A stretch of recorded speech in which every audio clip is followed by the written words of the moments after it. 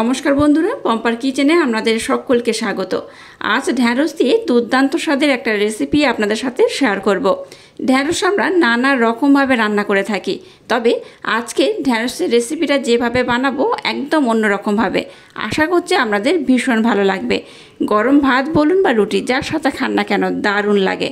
তাহলে চলুন দেরি না করে আজকের এই ঢ্যাঁড়সের রেসিপিটা দেখে নেওয়া যাক। আজকে ঢ্যাঁড়সের একটা ইউনিক রেসিপি আপনাদের সাথে শেয়ার করার জন্য দেখুন এখানে আমি ঢ্যাঁড়স নিয়েছি।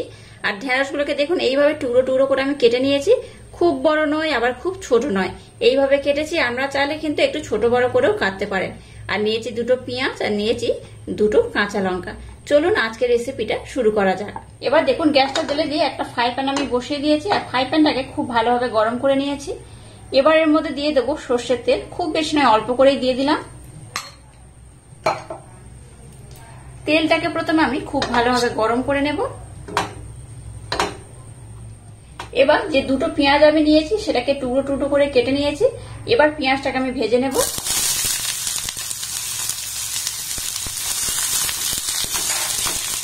দিয়ে দেবো দুটো কাঁচা লঙ্কা। এবার গ্যাসের ফ্লেমটাকে লো রেখে পেঁয়াজটাকে একটু হালকা লাল লাল করে ভেজে নেব। পেঁয়াজটাকে দেখুন একটু হালকা লাল লাল করে ভেজে নিয়েছি, খুব কিন্তু লাল করবো না, এরকমই হবে। এবার এখান থেকে কিছুটা পরিমাণে পেঁয়াজটা আমি উঠিয়ে রাখবো। সমস্ত পেঁয়াজ নয়, কিছু পেঁয়াজ আমি উঠিয়ে রাখবো। এই পরিমাণে পেঁয়াজটাকে আমি উঠিয়ে রাখলাম। এবার যে ঢ্যাঁড়সটাকে আমি খুব ভালোভাবে কেটে ধুয়ে রেখেছি সেটার মধ্যে দিয়ে দেবো।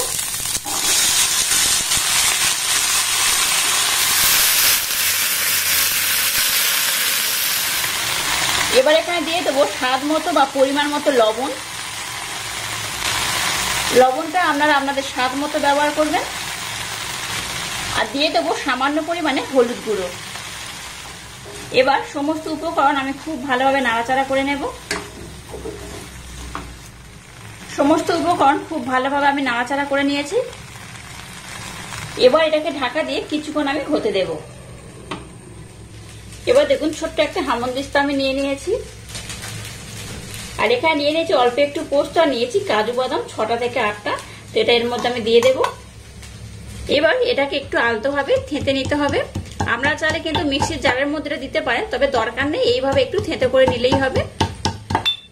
দেখুন এটাকে আমি এইভাবে কিন্তু একটু থেঁতে করে নিয়েছি, দেখতেই পাচ্ছেন, এইরকম হলেই হবে। আর আমরা চাইলে কিন্তু মিক্সির জারের মধ্যে ব্লেন্ড করতে পারেন। যেহেতু অল্প উপকরণ তাই মিক্সির জারের মধ্যে আমি দিলাম না। দেখুন ঢ্যাঁড়সটাকে ঢাকা দিয়ে আমি খুব ভালোভাবে রান্না করে নিয়েছি আর কত সুন্দর হয়েছে দেখুন। একদম সিম্পল একটা রেসিপি। এটা কিন্তু গরমের সময় যদি ভাতের সাথে খান আর তার সাথে যদি ডাল থাকে দুর্দান্ত খেতে লাগে। ডালের সাথে কিংবা শুধু যদি এটা ভাতের সাথে খান তাও কিন্তু অসম্ভব সুন্দর খেতে লাগে। তো যাই হোক, এটাকে আমি একটু ভাজা ভাজা করে নিয়েছি আর এখানে কিন্তু কোনো রকম জল আমি ব্যবহার করছি না।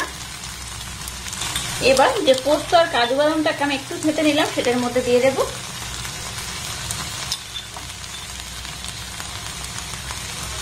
আর দিয়ে দেবো যে পেঁয়াজটাকে আমি এক্সট্রা করে ভেজে রেখেছিলাম সেই পেঁয়াজটা।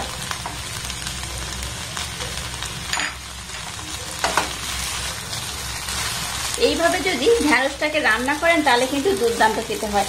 আমরা তো নর্মাল ঢ্যাঁড়স সবসময় বানিয়ে খাই, একটু ইউনিক স্টাইলে যদি ঢ্যাঁড়সটাকে এইভাবে বানান তাহলে গরম ভাতের সাথে কিন্তু অন্য কোনো রেসিপির দরকারই পড়ে না, দুর্দান্ত খেতে হয়।